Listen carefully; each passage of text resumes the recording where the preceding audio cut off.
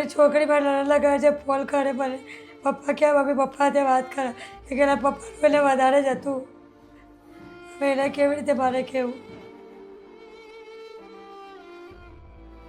નમસ્કાર દોસ્તો, હાલ અમે સુરતમાં છીએ અને ખાસ આજે એવા નિરાધાર નિસહાય પરિવાર પાસે આવ્યા છીએ જો ખૂબ જ ખરાબ હાલતમાં જીવન જીવી રહ્યા છે. પરિવારની અંદર એક વિધવા બેન છે અને એમના 3 નાના નાના બાળકો છે. એક દીકરી છે અને 2 દીકરા છે અને બેન પોતે છે. ઘણી બધી મહેનત કરી અને પોતાનું ઘર ગુજરાન ચલાવે છે. ભાઈ હતા તો ભાઈનું થોડાક ટાઈમ પહેલાં અવસાન થઈ ગયું છે, 1.5 મહિના પહેલાં. અને ઘરની અંદર કહેવાય ને કે ઘરનો મેન મોભી જતો રહે એટલે બધી જવાબદારી એક બેન ઉપર આવી જતી હોય છે. દીકરા દીકરીઓની છે, એમને ખવડાવવું પીવડાવવું, એને હાંસવવા, એને નાની મોટી જે પણ જીવન જરૂરિયાત વસ્તુ છે, કપડાં છે, ચપ્પલ છે, ઘણી બધી તકલીફો પડી જતી હોય છે. જ્યારે આવી રીતે ઘરના મેનધણી જતા રહે એટલે એક સ્ત્રી પર બધી જવાબદારી આવી જાય.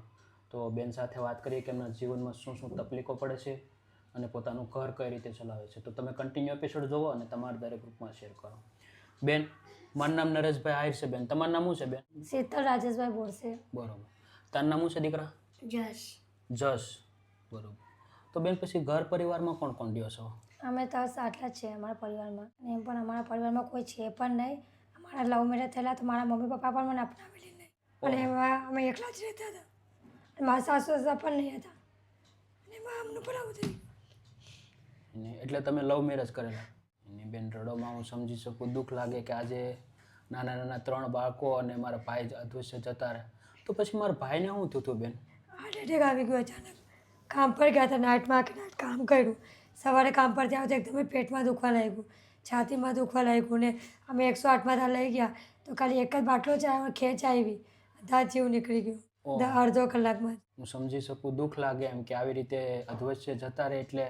અને બીજું કોઈ સાથ સપોર્ટ કરે એવું છે કોઈ નથી. એટલે તમે ભાગીને મેરેજ કરેલા? એમના મમ્મી પપ્પા હતા પણ એ પણ ઓફ થઈ ગયા. હવે એમના પરિવારમાં બી બીજું કોઈ નથી. તો પછી કેટલો ટાઈમ થયો મારા ભાઈને બેન? હમણાં 1.5 મહિનો થયો છે.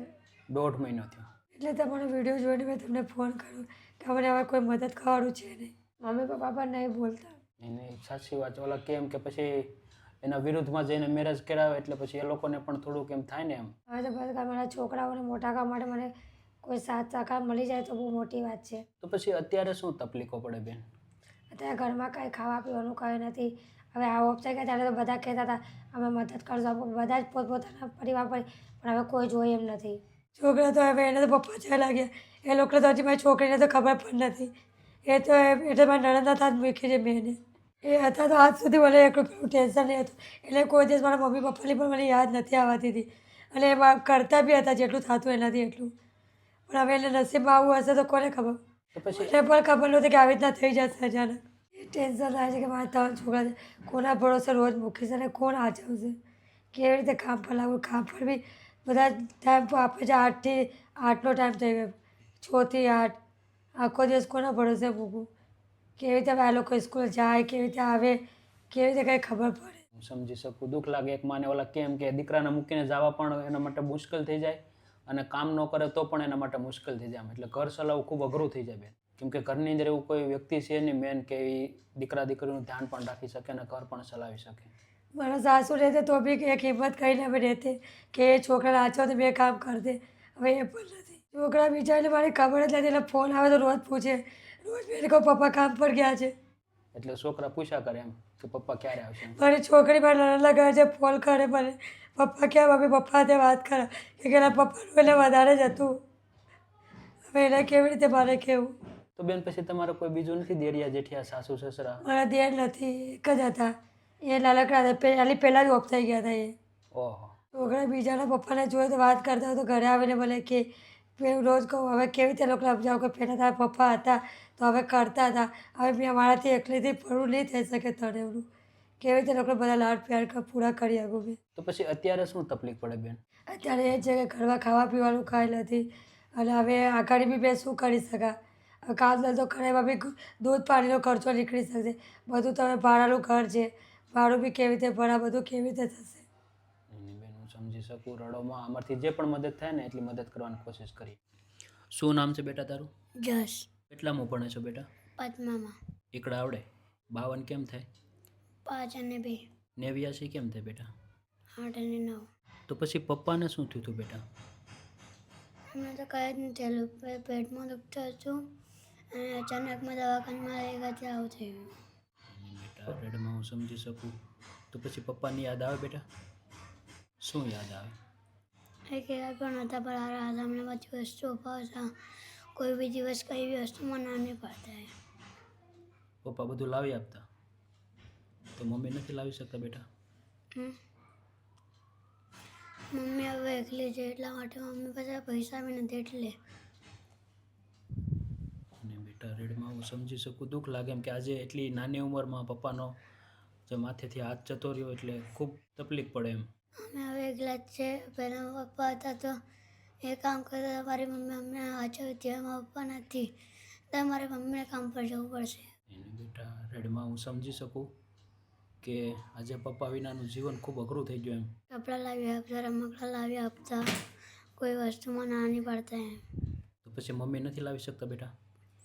મમ્મી હવે એકલી છે. મમ્મી કામ કરશે તો ઘર જેટલું કરશે, એનામાં બહાર ન હું લાવી શકે. તો પછી શું તકલીફો પડે ઘરમાં બેટા? હવે મારી બહેન નાની છે, તારે મારો ભાઈ છે એ અને મારી મમ્મી છે. હવે અમે 4 જ જણ છે ઘરમાં અને મારી મમ્મીને હવે કામ પર જવું પડશે તો અમે લોકો ક્યાં રહેશે એકલા? અને પછી ઘરમાં ખાવા પીવાનું નથી. એટલે ઘરમાં ખાવા પીવાનું કાંઈ નથી? ના. એને બેટા રેડમાં એટલે રાશન જોઈએ ને બેટા, કાંઈને આપણે લઈએ હે ને રેડમાં?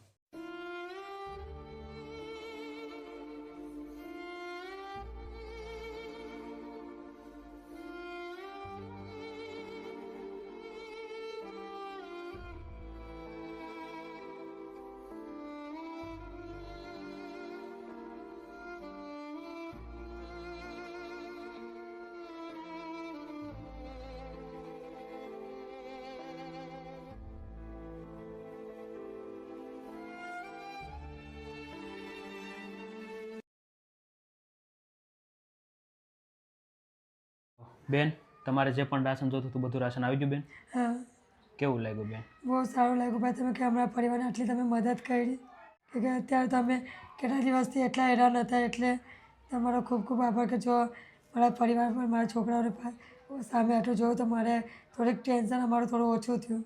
મારા નાના નાના 3 દીકરા છે, છોકરી છે, બધા બિચારાને 3 ટાઈમ બનાવીને ખવડાવીશ. બાકી મારા ઘરમાં તો એક અન્નનો દાણો તો તમને બતાવ્યું એટલું જ હતું. હવે આખું મારાથી મારી પાસે ત્યાં હાલમાં કામ ધંધો છે નહીં કે મેં અત્યારે ક્યાંથી માગીને કરી શકું. એટલે તમે જે આપ્યું ને એ બસ અત્યારે તો ચાલશે અમારું.